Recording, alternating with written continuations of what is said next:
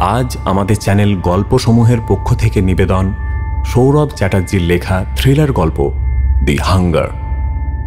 প্রধান চরিত্রে তুষার চৌধুরী, অভিনয়ে ব্রতদীপ, মাইনুর, গল্প পাঠে এবং গল্পে সূত্রধার আমি এনামুল। শুরু হচ্ছে আজকের গল্প দি হাঙ্গার।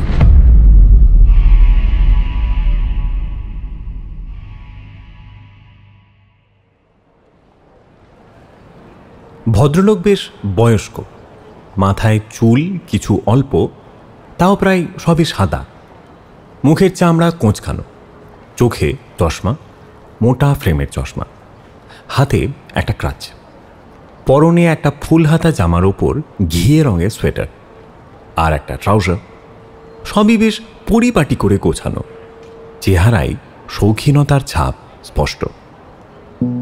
আমি লোকটাকে ভালোভাবে লক্ষ্য করছিলাম, কোনো কারণ ছাড়াই। কিছু কিছু লোকের চুম্বকীয় ক্ষমতা থাকে, এই ভদ্রলোকের সেই ক্ষমতাটা প্রবল। আমার একটু অস্বস্তি হচ্ছিল।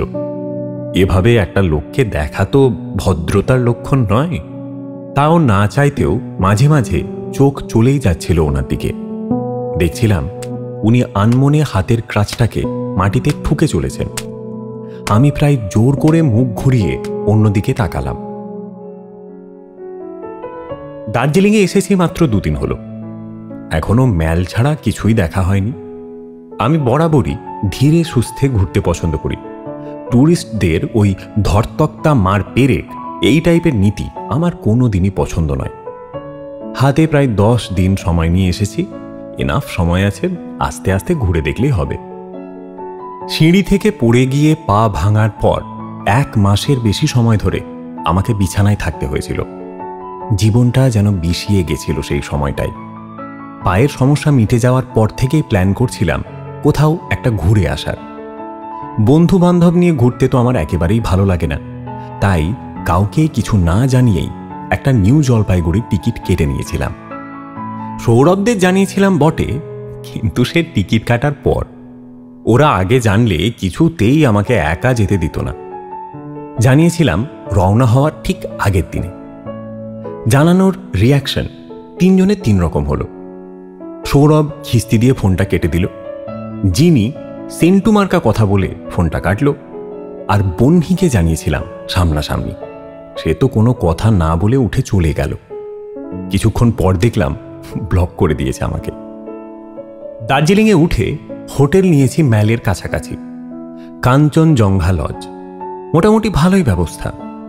গরমের সময় ট্যুরিস্ট সিজনে এসব হোটেল গিজগিজ করে, কিন্তু এখন সময়টা শীতকাল, তার উপর আবার দার্জিলিংয়ে বৃষ্টি হচ্ছে কয়েকদিন হলো। এই সময়টা লোকজন খুব একটা আসে না, তাই বুকিং করতে কোনো অসুবিধে হয়নি। রুমটাও যথেষ্ট পরিষ্কার পরিচ্ছন্ন। ম্যালের একটা বেঞ্চে বসেছিলাম আমি। বিকেল গড়িয়ে সন্ধে নেমে আসছে পাহাড়ের কোলে। ম্যালের দোকানগুলোয় লাইট জ্বলে উঠছে, ঠান্ডা বেড়ে যাচ্ছে। আমার মনটা ভালো হয়ে যায় এখানে বসে থাকলে, হোটেলে ফিরতে ইচ্ছেই করে না। আবার বয়স্ক ভদ্রলোকটার দিকে তাকালাম। তিনি নিশ্চিন্ত মনে বসে রয়েছেন এবং এখনও ক্রাচটাকে মাটিতে ঠক ঠক করে চলেছেন। এনাকে এই নিয়ে 4 বার দেখলাম। ভদ্রলোককে দেখে ঠিক ট্যুরিস্ট বলে তো মনে হয় না, কারণ উনি যে বাড়িতে থাকেন সেটা আমি দেখেছি। সেটা কোনো লজ নয়, নিজস্ব বাড়ি।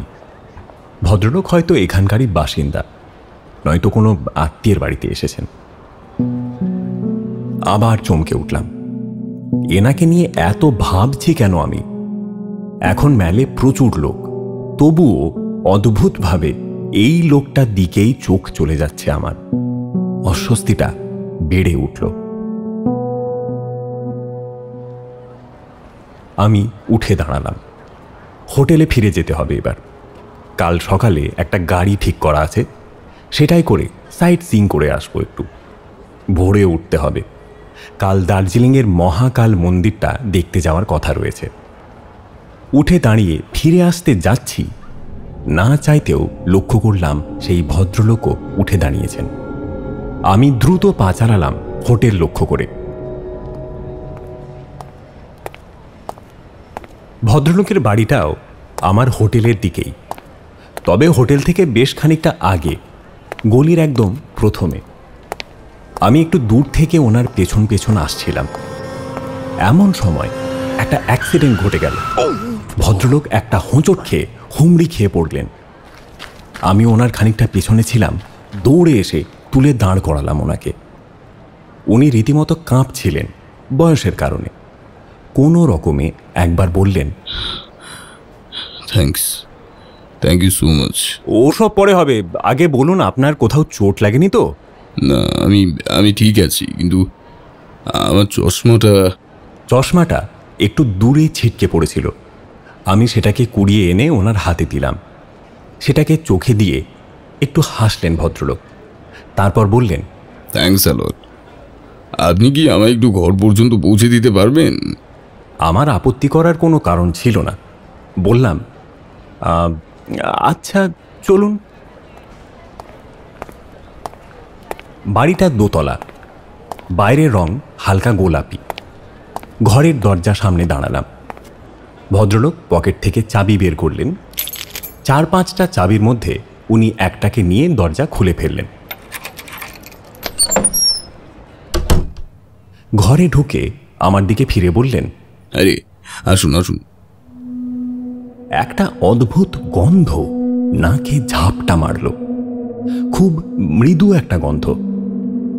আমার অচেনা কোনো গন্ধ হবে। আমার মতে প্রত্যেকটা বাড়িরই একটা নিজস্ব গন্ধ আছে।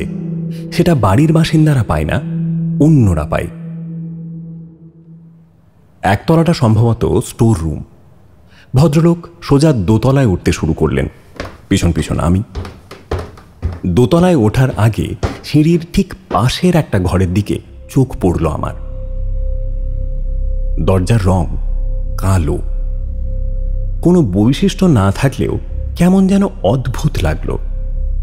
ঘরটায় কি আছে সেটা জানার কৌতূহল হলো বটে, কিন্তু ব্যাপারটা উচিত হবে না ভেবে চুপ করেই রইলাম। দোতলায় উঠে আগেই ড্রয়িং রুম পড়ে, সামনে কিচেন। ড্রয়িং রুমের ডান দিকে বেডরুম, আর উল্টো দিকে বাঁ পাশে বাথরুম। ড্রয়িং রুমে 2টো সোফা রাখা আছে। দেওয়ালে একটা বড় সড়ো বুক র্যাক। তাতে অন্যান্য বইয়ের সাথে বেশ কয়েকটা পুরনো দুষ্প্রাপ্য বইও দেখা যাচ্ছে। ভদ্রলোকের বইয়ের কালেকশন বেশ ভালো। ঘরে অন্য কাউকে লক্ষ্য করলাম না। ভদ্রলোক কি একাই থাকেন? ঘরে ঢোকার পর থেকেই আমার মনের মধ্যে থাকা চাপা অস্বস্তিটা যেন অনেক গুণ বেড়ে গিয়েছিল। মনে হচ্ছিল কয়েক জোড়া চোখ যেন আড়াল থেকে আমার উপর লক্ষ্য রাখছে। আমি এবার বললাম, আপনাকে তো পৌঁছে দিলাম, এবার তাহলে আমি আসি। চলে যাচ্ছেন? একটু বসবেন না? না, আসলে একটু তাড়া আছে। আচ্ছা, তাহলে পরে একদিন আসবেন। বেশ বেশ বেশ, তবে চলি। দরজার কাছে গিয়ে ঘুরে দাঁড়ালাম আমি। আচ্ছা, আপনি কি এই গোটা বাড়িতে একাই থাকেন? হ্যাঁ, একাই থাকি। আগে স্ত্রী মেয়ের সাথে থাকতাম। কেন বলুন তো? না না, এমনি। কিছু মনে করবেন না প্লিজ। আসি। মনে করার কি আছে? আবার একদিন আসবেন, ভালো করে আলাপ করা যাবে। আপনার নামটা? তুষার চৌধুরী। বাড়ি থেকে বেরিয়ে এলাম। ভদ্রলোক তাহলে একাই থাকেন, কিন্তু বাড়িতে আমি যতক্ষণ ছিলাম ততক্ষণ আমার মনে হচ্ছিল অন্তত 2-3 জন যেন সর্বক্ষণ আমাকে দেখে চলেছে। অস্বস্তিকর ব্যাপার। চিন্তাটা মাথা থেকে ঝেড়ে ফেললাম। হয়তো আসলে লোকজন থাকে, উনিই চেপে গেলেন। এত খোঁজে আমারই বা কি দরকার? নিজেকেই মনে মনে ধমক দিলাম একটা। আজকাল এই ওভার থিঙ্কিং করাটা একটা বদ অভ্যাসে দাঁড়িয়ে গেছে। এটা কাটাতে হবে। আরও 3টে দিন কেটে গেল ঝড়ের মতো। এই 3টে দিন অবশ্য বসে কাটাইনি। দার্জিলিংয়ের সাইট সিইংগুলো কমপ্লিট হয়ে গেছে। একা একা ঘুরিনি অবশ্য, শেয়ারে একটা গাড়ি জুটে গেছিল। ভাগ্যিস জুটেছিল, ভাড়াটা অনেক কম পড়েছে। বহু দিন পর কোথাও ঘুরতে বেরিয়ে এতটা মজা করেছি। আমি নেহাত ঘর কোনো ছেলে, জীবনে কতবার বেড়াতে গিয়েছি তা হাতে গুনে বলে দেওয়া যায়। আগ্রহই হয়নি সেভাবে, কিন্তু এবারের ব্যাপারটাই আলাদা। মাঝে মাঝে সৌরভদের কথা মনে পড়লে খারাপই লাগছে। ওদের সাথে নিয়ে এলে হয়তো ভালোই করতাম। পরের বার নিশ্চয়ই নিয়ে আসব। ঘটনাটা ঘটল 3 দিন পর।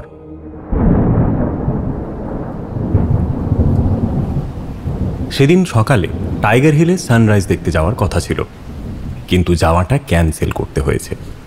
গতকাল রাত থেকেই প্রচণ্ড বৃষ্টি হয়েছে, রাস্তাটা বন্ধ, ঠান্ডাও পড়েছে জাঁকিয়ে। টেম্পারেচার দেখাচ্ছে -2। দার্জিলিংয়ে যে এত ঠান্ডা পড়ে সেটা আদৌ জানা ছিল না আমার। ভাগ্যিস হিটারটা ঠিকঠাক আছে, না থাকলে স্রেফ জমে যেতাম। ঘড়ি দেখলাম বিকেল প্রায় 4:30 বাজে। আজ সারা দিন বেরোতে পারিনি বৃষ্টির কারণে। হালকা হালকা বৃষ্টি পড়লে গ্রাহ্য করতাম না, কিন্তু ঝমঝমিয়ে পড়লে আর যাই হোক, বেরোনো চলে না। সারা দিন বসে বসে ফোন ঘাঁটছি আর জানলা দিয়ে বাইরে তাকিয়ে দেখছি। আকাশ থেকে মুষলধারে বৃষ্টির ফোঁটা নেমে আসছে মাটিতে। এখন অবশ্য বৃষ্টিটা বন্ধ হয়েছে। আমি ঝটপট রেডি হয়ে বেরিয়ে পড়লাম। এক ফাঁকে ম্যালটা ঘুরে আসব। যদিও আগে কয়েকবার ঘুরে দেখেছি, তাও ঘরে বসে থাকার থেকে তো একবার ঘুরে আসা অনেক ভালো। ম্যালে এক চক্কর দিয়ে আবার সেই বেঞ্চগুলোর একটাই বসলাম। সন্ধে হয়ে এসেছে, আজকে বেশিক্ষণ বসা যাবে না। চুপচাপ বসে রয়েছি। হঠাৎ পাশ থেকে পরিচিত একটা শব্দ পেলাম। পাশে তাকিয়ে থমকে গেলাম। সেই বয়স্ক ভদ্রলোক আবার এসে বসেছেন, আমার পাশেই এসে বসেছেন, আর হাতের ক্রাচটা নিয়ে একইভাবে রাস্তায় ঠক ঠক শব্দ করছেন। আমি কিছু বলার আগেই তিনি বললেন, গুড ইভিনিং। Good evening. ইনি কি আমাকে ফলো করছেন নাকি? কয়েকদিনের পুরনো অস্বস্তিটা আবার শুরু হলো। আজ অনেকটা বৃষ্টি হলো, তাই না? দার্জিলিংয়ে কয়েকদিন ধরেই বৃষ্টি হচ্ছে বটে, কিন্তু আজকে একটু বেশি হয়েছে। আমি অন্যমনস্কভাবে বললাম, এনার সঙ্গটা খুবই অসহ্যকর, কিন্তু ভদ্রতার খাতিরে আমি উঠতেও তো পারছিলাম না। আমাকে একটু এগিয়ে দিতে পারবেন প্লিজ? আসলে আজ রাস্তাঘাট খুব স্লিপারি হয়ে আছে। তুষারবাবু আমার দিকে ফিরে মৃদু হেসে কথাটা বললেন। আমায় রাজি হতেই হলো। প্রচণ্ড অস্বস্তি হচ্ছে বটে, কিন্তু তুষারবাবু সম্পর্কে একটা অযাচিত কৌতূহল তো জেগে উঠছে। তাছাড়া এসব ব্যাপারে কাউকে না বলাটাও যায় না। চলুন। আবার সেই বাড়িটা সামনে এসে পৌঁছলাম। তুষারবাবু আগের মতোই দরজাটা খুলে বললেন, আসুন। ডাকটা এমনই, না করতে পারলাম না। ওনার পিছন পিছন উঠলাম দোতলায়। সেই আগের মতোই ফাঁকা। তুষারবাবু একটা সোফায় বসলেন, মুখে মৃদু হাসি ফুটিয়ে বললেন, বসুন বসুন। আমি পাশের সোফাটায় বসলাম। এখানে বসে থাকার কোনো মানেই হয় না। সম্পূর্ণ অপরিচিত একজন মানুষের বাড়িতে বসে থাকতে আমার একটুও ভালো লাগছে না, কিন্তু একটা অদ্ভুত কৌতূহল আমাকে ফিরতেও দিচ্ছে না। প্রথমে টুকটাক মামুলি কথাবার্তা বলছিলাম। ভদ্রলোকই বেশি কথা বলছিলেন, এবং বলছিলেন খুব আস্তে আস্তে, প্রায় ফিস ফিস করে। আমি চুপ করে শুনছিলাম ওনার কথা। বাইরে অন্ধকার নেমে এসেছিল। ঘরটাও ক্রমশ অন্ধকার হয়ে পড়ছিল। সামনে বসে থাকা তুষারবাবুকে একটা আধো অন্ধকারে বসে থাকা অশরীরী প্রেতের মতো দেখাচ্ছিল। তুষারবাবু একটু দম নিলেন যেন। ঘরের মধ্যে একটা ভারী নিঃশ্বাসের শব্দ হলো। তারপর আমার দিকে সোজাসুজি ফিরে বললেন, আপনি সম্ভবত আমার অ্যাক্সিডেন্টের ব্যাপারটা জানতে চান না? এই রে, ভদ্রলোক বোধহয় লক্ষ্য করেছেন আমি মাঝে মধ্যেই ওনার পায়ের দিকে তাকাচ্ছিলাম। আমার পায়ের ব্যাপারটা তো। আমি একটু অপ্রস্তুত হয়ে পড়লাম। বললাম, আই এম রিয়েলি সরি। না না, ইটস অল রাইট। দাঁড়ান, একটু কফি বানিয়ে আনি, প্রচণ্ড ঠান্ডা আজ। না না, ওসব আবার কি দরকার। আমি মৃদু আপত্তি করতে যাচ্ছিলাম, কিন্তু ভদ্রলোক জোর করে থামিয়ে দিলেন। আস্তে আস্তে চলে গেলেন রান্নাঘরের দিকে। আমি এবার ঘরটা ভালোভাবে লক্ষ্য করতে লাগলাম। অতি সাধারণ ঘর, কিন্তু কোথাও যেন একটা অস্বাভাবিকতা রয়েছে। কোথায় রয়েছে বুঝতে পারছিলাম না। মনের অস্বস্তিটা এবার বিরক্তিতে পরিণত হচ্ছিল। জোরে দীর্ঘশ্বাস ফেললাম একবার। ঘরের হাওয়া বেশ ভারী, জোরে জোরে শ্বাস নিতে হয়, নিঃশ্বাসের শব্দ হয় ক্রমাগত। ঘরের পরিবেশটা যেন আরো ঘন হয়ে আসে। জোরে শ্বাস টেনে টের পেলাম কোথা থেকে একটা মৃদু কিন্তু বিকট গন্ধ আসছে। বিকট হলেও গন্ধটা আমার চেনা, কিন্তু এই মুহূর্তে বুঝতে পারছি না সেটা কি। আরো দুবার জোরে শ্বাস নিয়ে বোঝার চেষ্টা করলাম। তুষারবাবু ইতিমধ্যে কফি নিয়ে ঘরে ঢুকলেন, টেবিলে নামিয়ে রাখলেন কাপটা। তারপর নিজের কাপটা হাতে নিয়ে আয়েশ করে বসলেন সোফায়। আধো অন্ধকারে টের পেলাম তার মুখে মৃদু একটা হাসি লেগে রয়েছে। ভদ্রলোক কি আলো জ্বালান না? চিন্তাটা মাথায় আসতেই অদ্ভুতভাবে আমি বুঝতে পারলাম এই ঘরে অস্বস্তিটা ঠিক কোথায়। ঘরে কোনো আয়না নেই, এমনকি যাতে নিজের প্রতিবিম্ব দেখা যায় সেরকম কোনো বস্তুই এখানে নেই। সামান্য এক টুকরো কাঁচও নেই। আমার হাত অবশ হয়ে এলো। এ কি হচ্ছে? কোথায় এসে পড়েছি আমি? ইনি বাকে কি চান ইনি? তুষার চৌধুরী আয়েশ করে কফির কাপে চুমুক দিলেন। আমিও দিলাম। টের পেলাম কফিটার স্বাদটাও অদ্ভুত। মানে ঠিক খারাপ বলা যায় না, কিন্তু এরকম কফি আমি আগে কোনোদিন খাইনি। মিষ্টির ভাবটা খানিকটা বেশি যেন। কফির কাপে একটা বড় চুমুক দিয়ে তিনি বললেন,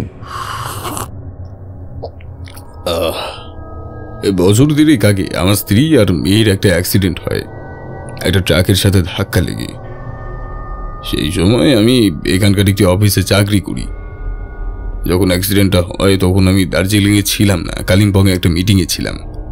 অ্যাক্সিডেন্টের খবর পেয়ে সেই মিটিং বন্ধ করে এখানে ছুটে আসি। একটু থেমে তুষারবাবু আবার বললেন, অ্যাক্সিডেন্টে আমার স্ত্রী আর মেয়ে একসাথে মারা গিয়েছিল। একেবারে একেবারে স্পট ডেড। হসপিটালে নিয়ে যাওয়ার সময়টুকু পাওয়া যায়নি। আমি টের পেলাম আমার হালকা হালকা ঘুম পাচ্ছে, হয়তো পরিবেশের জন্য। কফিতে আবার চুমুক দিলাম। ঘুম তো কেটে যাওয়ার কথা, এতে উল্টে আরো ঘুম পাচ্ছে কেন? আমার মনে অনেকগুলো প্রশ্ন জমে উঠছিল। তাদের মধ্যে একটা আমাকে সবচেয়ে বেশি ভাবাচ্ছিল। এই ভদ্রলোকের পাটা বাদ গেল কেমন করে? তুষার চৌধুরী আমাকে লক্ষ্য করছিলেন। আমার মনের কথাটা যেন বুঝতে পেরেই তিনি বলে উঠলেন, ওহো, আসল কথাটাই তো বলা হলো না। আপনি বোধহয় আমার পায়ের কথা ভাবছেন। ভাবাটাই স্বাভাবিক, কিন্তু সেই প্রশ্নের উত্তর দেওয়ার আগে চলুন আপনাকে একটা জিনিস দেখিয়ে আনি। ভদ্রলোক উঠে দাঁড়ালেন। সিঁড়ির কাছে গিয়ে আমার দিকে ফিরে বললেন, আসুন আমার সঙ্গে। ডাকটার মধ্যে যেন হিপনোটিজম আছে। আমি কোনো কথা না বলে উঠে দাঁড়ালাম। ভদ্রলোক কি আমাকে হিপনোটাইজ করছেন? ভদ্রলোক সিঁড়ি দিয়ে নামছিলেন। ক্রাচের ঠক ঠক শব্দ ছাড়া আর কোথাও কোনো শব্দ হচ্ছিল না। অস্বাভাবিক নৈশব্দ ছিল এই বাড়িটার ভেতর। আমার মনে হচ্ছিল এই বাড়িটা যেন পৃথিবীর বাইরে কোথাও। তাই পৃথিবীর কোনো শব্দ এখানে ঢুকতে পারে না। আমরা একতলায় নেমে এলাম। তুষারবাবু সিঁড়ির পাশের ঘরটার দিকে এগিয়ে গেলেন। এই ঘরটার ব্যাপারেই আমার আগে আগ্রহ হয়েছিল, এবার সেই আগ্রহটা বহু গুণ বেড়ে গেল। তুষারবাবু দরজাটা খুললেন। অল্প আওয়াজ হলো। ঘরের ভেতর নিশ্ছিদ্র অন্ধকার। আমি তুষারবাবুর পেছন পেছন ঢুকলাম। ঢুকেই বুঝতে পারলাম বহুক্ষণের সেই মৃদু গন্ধটা এখানে অনেক বেশি প্রকট হয়ে উঠেছে, আর তার সাথে মিশেছে ন্যাপথলিন বা ওই জাতীয় কিছু একটা গন্ধ।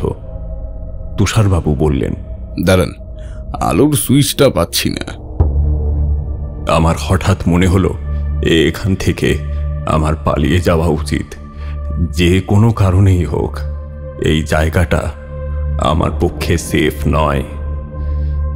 এই ঠান্ডার মধ্যেও আমি ঘেমে গেলাম, কিন্তু মুখে কিছুই বলতে পারলাম না। এই ঘরে যে কি আছে সেটা না জানলে আমার রাতে ঘুম হবে না। তুষারবাবু লাইটের সুইচ পেয়েছেন। খট করে একটা শব্দ হলো। কয়েকবার দপ দপ করে আমাদের মাথার উপর একটা 60 পাওয়ারের হলদে বাল্ব জ্বলে উঠল, এবং আলো জ্বালার সাথে সাথে একটা অপ্রাকৃতিক দৃশ্য আমার হাড় হিম করে দিল।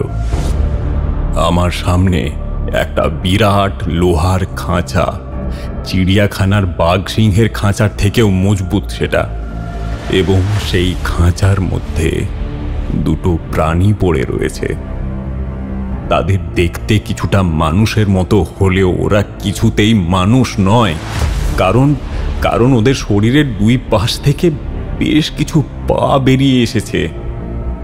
ওদের শরীর ভর্তি রোঁয়া, সামনে হাতের কোনো অস্তিত্বই নেই। তার বদলে রয়েছে দুটো দাঁড়া, ঠিক একটা কাঁকড়া পিছের মতো। আমি একটা অস্ফুট শব্দ করে 2 পা পিছিয়ে গেলাম। তারপর তাকালাম তুষার চৌধুরীর দিকে। তার মুখে এখন একটা হাসি লেগে রয়েছে, আর তার চোখ দুটো চকচক করছে। এটা কি? আমার মুখ থেকে অতি কষ্টে ফ্যাস ফ্যাসে একটা আওয়াজ বেরোলো। আমি আবার টের পেলাম আমার প্রচণ্ড ঘুম পাচ্ছে, মাথাটা ঘুরছে আমার। শরীরে আমি জোর পাচ্ছি না কোনো, যে কোনো মুহূর্তে আমি অজ্ঞান হয়ে যেতে পারি। তুষার চৌধুরী মৃদু হাসলেন। আমার বউ আর মেয়ে, ওদের খাওয়ার সময় হয়ে গেছে। মানে? আমি বুঝতে পারছি, আমার গলা কাঁপছে। এরা এরা এরকম হলো কেমন করে, তাই তো? তুষার চৌধুরী এতক্ষণ বাদে অস্বাভাবিক জোরে হেসে উঠলেন। অপ্রকৃতিস্থ সেই হাসি এই বিভৎস পরিবেশকে যেন আরো কয়েক গুণ বাড়িয়ে দিল। সেই হাসিটা আমি আমার কান চেপে ধরলাম। হাসি থামিয়ে তুষারবাবু বললেন, এটা আমার এক্সপেরিমেন্টের রেজাল্ট। অ্যাক্সিডেন্টের পর ওদের বডিগুলো আমি রেখে দিয়েছিলাম যত্ন করে। টার্গেট ছিল ওদের আবার আগের অবস্থায় ফিরিয়ে আনবো একটা প্রাচীন বিদ্যার সাহায্যে। জিনিসটা কি জানো? আমি আচ্ছন্ন অবস্থায় বসে পড়েছিলাম মেঝের মধ্যে। আর বেশিক্ষণ জেগে থাকার ক্ষমতা আমার নেই। এই অবস্থাতেও আমার মনে পড়ল ড্রয়িং রুমের বুকশেলফে সাজিয়ে রাখা ওই পুরনো পুঁথিগুলোর কথা। তুষার চৌধুরী আমার উত্তরের অপেক্ষা না করে বলে চলেছেন, এটা একরকম প্রাচীন শাস্ত্রীয় বিদ্যা বলতে পারো। এই বিদ্যার কয়েকটা চক্রের সাহায্যে প্রেতলোকের সাথে কানেক্ট করে মৃত মানুষকেও বাঁচিয়ে তোলা যায়। তোমাকে বেশি বলে লাভ নেই, তুমি বুঝবে না। তা যাই হোক, আমিও তাই করতে চেয়েছিলাম, কিন্তু আমার ব্যাড লাক। একটু ভুলের জন্য হ্যাঁ, একটু একটু ভুলের জন্য আমি আমার আমার স্ত্রী সন্তানের শরীরে অন্য কোনো অচেনা প্রাণীকে প্রবেশ করিয়ে ফেলেছি। এরা কি প্রাণী, কোথা থেকে এসেছে আমি আমি কিছুই জানি না। এদের বুদ্ধিও সাধারণ মানুষের থেকে অনেক কম। তবে একটা জিনিসই জানি, এরা কি খায়। আমি অতি কষ্টে বললাম, কি? যে কোনো প্রাণীর রক্ত, মাংস, বিশেষত মানুষের। এক মুহূর্তে আমার কাছে সব কিছু পরিষ্কার হয়ে গেল এবং আমার ধারণাকে সত্যি করে দিয়ে ভদ্রলোক আবার বললেন, একটা নির্দিষ্ট সময় অন্তর এদের খেতে দিতে হয় আমার। এই তুমি জানতে চেয়েছিলে না আমার একটা পায়ের কি হয়েছিল? সেটা কোথায় আছে জানো? এদের পেটে। সেদিন ঘরে ওদের খাবার মতো কিছু ছিল না। ওরা খিদেতে ছটফট করছিল, আমি সহ্য করতে পারলাম না। অগুতা নিজের একটা পা প্যারালাইজ করে নিয়ে তারপর বললেন, তোমাকেও আনতে হয়েছে এই জন্যই। তুষারবাবু আঙুল তুলে প্রাণীগুলোকে দেখালেন। সেগুলো তখন অস্থিরভাবে খাঁচার মধ্যে ঘোরাফেরা করছে। আমার গলাটা শুকিয়ে কাঠ হয়ে গেল। তোমার চিন্তা নেই, এমনিতেই কফির সাথে ঘুমের ওষুধ মিশিয়ে দিয়েছিলাম যাতে ঝামেলা কম হয়। এবার স্রেফ একটা ইঞ্জেকশন দিয়ে দেবো, কোনো কিছু ফিলই হবে না, ট্রাস্ট মি। আমি উঠে বসার চেষ্টা করলাম অনেক, কিন্তু পারলাম না। মাথা আমার কাজ করা বন্ধ করে দিয়েছে। এক্ষুনি আমি যদি এখান থেকে না বেরোই তাহলে আর বেঁচে ফিরতে পারবো না। তাই যা করার আমাকে তাড়াতাড়ি করতে হবে। কিন্তু কি করব? আমি চোখ বন্ধ করলাম। আমার মাথাটা অসহ্য যন্ত্রণায় ফেটে পড়ছে। মনে হচ্ছে কেউ যেন ছুরি দিয়ে ফলা ফলা করে দিচ্ছে আমার ব্রেনটাকে। তুষারবাবুর ক্রাচের মৃদু শব্দ পাচ্ছি খালি। তিনি ইঞ্জেকশনটা রেডি করতে যাচ্ছেন। এই হয়তো সব শেষ। চিন্তাটা মাথা থেকে ঝেড়ে ফেললাম। হাতে আমার আর বেশি সময় নেই। তুষারবাবু আমার দিকে পিছন ফিরে ইঞ্জেকশনটা খুঁজে বেড়াচ্ছেন, আর ওদিকে খাঁচার প্রাণীগুলো অস্থির হয়ে উঠেছে ক্রমশই। আমি অতি কষ্টে উঠে দাঁড়ালাম। ভাগ্য ভালো যে উনি আমার হাত পা বেঁধে ফেলেননি। তুষারবাবু খাঁচার দিকে পিছন ফিরে দাঁড়িয়েছিলেন। আমি দ্রুত কিন্তু নিঃশব্দে খাঁচার সামনে গিয়ে খাঁচার গেটটা খুলে ফেললাম। সামান্য শব্দ হয়েছিল, আর তাতেই দ্রুত ঘুরে দাঁড়ালেন তুষার চৌধুরী। আমাকে এভাবে দেখে ওনার মুখটা ফ্যাকাশে হয়ে গেল। উনি আমার দিকে তেড়ে আসার আগেই আমি খাঁচার দরজাটা খুলে ফেলে একদিকে ছিটকে পড়লাম। প্রায় সাথে সাথে প্রাণীগুলো বেরিয়ে তুষারবাবুর ওপর ঝাঁপিয়ে পড়ল। একটা জ্যান্ত আর্তনাদ বেরিয়ে এলো তুষারবাবুর গলা থেকে। ভয়াবহ দৃশ্য। আমি মুখ ঘুরিয়ে নিয়ে পালাতে গেলাম, কারণ ততক্ষণে ওদের মধ্যে একজনের নজরে পড়ে গেছি আমি। প্রাণীটা অদ্ভুত দ্রুত গতিতে আমার দিকে তাড়া করে এলো। আমি কোনো রকমে ঘরের থেকে বেরিয়ে দরজাটা বন্ধ করে দিলাম। আর প্রায় সাথে সাথেই অত মোটা একটা কাঠের দরজা ভেদ করে একটা কাঁকড়া বিছের দাঁড়া বেরিয়ে পড়ল। একটা অস্ফুট আর্তনাদ করে আমি সরে এলাম। আর একটু হলেই ওটা আমার মাথা ভেদ করে ফেলত। এখানে আর একটা মুহূর্তও থাকা চলবে না। যে কোনো সময় ওরা ঘরের দরজাটা ভেঙে ফেলবে। আমি টলমলো পায়ে বেরিয়ে এলাম বাড়ির বাইরে। দরজাটা বন্ধ করে দিলাম বাইরে থেকে। ভেতরে তখনও তুষার চৌধুরীর আর্তনাদ শোনা যাচ্ছে, তবে তা মিলিয়ে যাচ্ছে আস্তে আস্তে।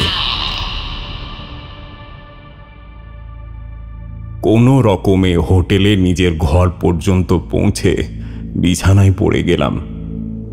সেকেন্ডের মধ্যেই বেঘরে ঘুমিয়ে পড়লাম। ঘুম ভাঙল পরের দিন সকালে। উঠে টের পেলাম আমার শরীরটা আগের থেকে অনেক ভালো লাগছে। তাও গত সন্ধ্যের কথাটা মনে পড়তেই আমি কেঁপে উঠলাম আতঙ্কে। আজ আর কোথাও যাওয়ার ইচ্ছে ছিল না আমার। অলসভাবে ব্রাশ করে ব্রেকফাস্ট খেয়ে বাইরে বেরিয়ে এলাম। ম্যাল থেকে কিছু কেনাকাটা সেরে নেব আজ। বাইরে বেরিয়ে মোড়ের চায়ের দোকানটায় এসে এক কাপ চায়ে সবে চুমুক দিতে যাচ্ছি, একটা ব্যাপার লক্ষ্য করে আমার বুকটা কেঁপে উঠল। হাত ফসকে চায়ের ভাঁড়টা মাটিতে পড়ে গেল। মোড়ের শেষে সেই গোলাপি বাড়িটাকে আর দেখা যাচ্ছে না। একটু এগিয়ে দেখলাম বাড়িটার কোনো অস্তিত্বই নেই আর। তার বদলে একটা লজ দাঁড়িয়ে রয়েছে সেখানে, আর সেটাকে দেখলেই বোঝা যাচ্ছে খুব একটা নতুন লজ সেটা নয়। আমার বুকটা কাঁপছিল। কোনো রকমে চায়ের দোকানে ফিরে এসে চাওয়ালাকে জিজ্ঞেস করলাম, আচ্ছা ভাই, এখানে এই মোড়ের শেষটায় একটা গোলাপি বাড়ি ছিল না? একটা ভদ্রলোক থাকেন, এই ওনার একটা পায়ের সমস্যা রয়েছে। চাওয়ালা অবাক হয়ে বলল, না তো দাদা, এখানে তো এরকম কোনো বাড়ি নেই, আর আমি তো এখানে কোনো খোড়া মানুষকে দেখিনি। কিন্তু বলতে গিয়ে ব্যাপারটা চেপে গেলাম। চাওয়ালা আমাকে অবাকভাবে দেখছে। বেশি জিজ্ঞেস করলে নির্ঘাত পাগল ভাববে, তাই এড়িয়ে গিয়ে বললাম, ও তাহলে বোধহয় গুলিটা কিছু ভুল করেছি, সরি। চাওয়ালা আবার নিজের কাজে মন দিল। আমি সরে এলাম সেখান থেকে। কিছুই বুঝতে পারছি না আমি। আমার মাথাটা ভোঁ ভোঁ করছে। একটু ফাঁকা জায়গায় বসা দরকার। আরও কয়েকদিন আমি দার্জিলিংয়ে ছিলাম, কিন্তু আর কখনোই ওই গোলাপি বাড়িটাকে দেখতে পাইনি। তাছাড়া দেখতে পাইনি সেই প্রৌঢ় ভদ্রলোককেও, যিনি নাকি কোনো দিনই ছিলেন না।